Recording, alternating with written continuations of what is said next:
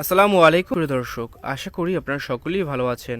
আপনার মুরগি বাচ্চা ঝিমাচ্ছে কিংবা আপনার মুরগি বাচ্চা খাবার খাচ্ছে না, আপনার মুরগির বাচ্চার পাখা ঝুলে আছে। যদি এই ধরনের সমস্যা হয়ে থাকে তাহলে মাত্র 2টা মেডিসিনের কথা বলবো।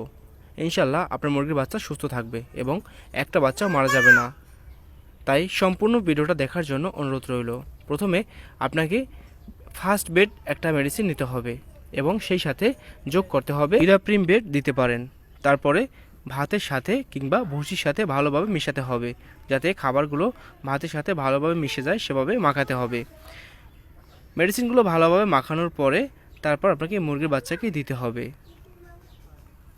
এবং মনে রাখবেন, এই সমস্ত ওষুধ মুরগির যদি কোনো রোগ ব্যাধি না থাকে সেক্ষেত্রেও কিন্তু মুরগিকে খাওয়াতে পারবেন, তাতে কোনো ধরনের সমস্যা হবে না। এবং আরেকটা আদর্শ মেডিসিন হচ্ছে র্যানামাইসিন।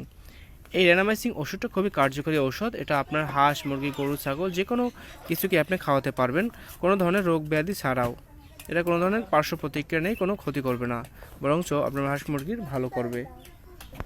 আমার এখানে দেশি মুরগির বাচ্চা ছিল প্রায় 40 পিসের মতো। তো এই ওষুধ খাওয়ানোর পরে এর আগে অনেকগুলো মারা গেছে, কিন্তু ওষুধ খাওয়ানোর পরে কিন্তু আর মুরগির বাচ্চা মারা যাচ্ছে না। আলহামদুলিল্লাহ, এখন মুরগির বাচ্চাগুলো সুস্থ সবল আছে। মুরগির বাচ্চা ফোটার পরে যে করণীয় সেটা হচ্ছে আপনাকে অবশ্যই লেবুর পানি দিয়ে বা আপনাকে কোনো স্যালাইন জাতীয় খাবার দিতে হবে, তাতে মুরগির বাচ্চা সুস্থ থাকে। কারণ মুরগির বাচ্চা ফোটার পরে অনেক সময় বাচ্চা অসুস্থ বা ক্লান্ত থাকে। যখন আপনি মুরগির বাচ্চাকে স্যালাইন বা লেবুর পানি মিশিয়ে খাওয়াবেন তখন মুরগির বাচ্চা এনার্জি ফিরে পাবে এবং মারা যাবে না, সুস্থ থাকবে। তাই এই বিষয়গুলো মাথায় রাখবেন।